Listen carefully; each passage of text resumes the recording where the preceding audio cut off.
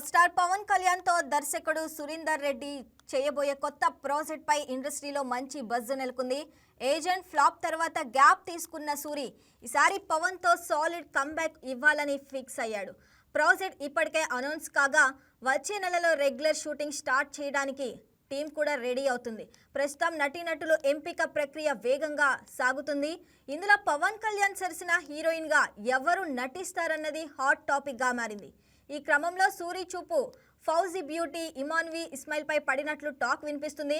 ఆమె పేరును టీంలో చర్చించగా పవన్ కూడా పాత్రకు సూట్ అయితే ఓకే అన్నట్లు సమాచారం. హీరోయిన్ సెలక్షన్ విషయంలో తాను జోక్యం చేసుకోనని దర్శకుడికే ఫ్రీడమ్ ఇచ్చారట.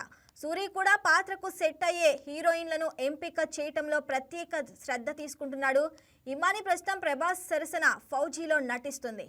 టాలెంట్, డాన్స్ స్కిల్స్తో పాటు సోషల్ మీడియాలో ఉన్న క్రేజ్ కూడా ప్లస్ అవుతుందని భావిస్తున్నారట. ఫౌజీ ముందుగా రిలీజ్ అయితే ఆ హై పవన్ సినిమాకు కూడా ఉపయోగపడే ఛాన్స్ ఉంది. మొత్తానికి ఈ వార్తల్లో నిజం ఎంతుందో త్వరలోనే క్లారిటీ రానుంది.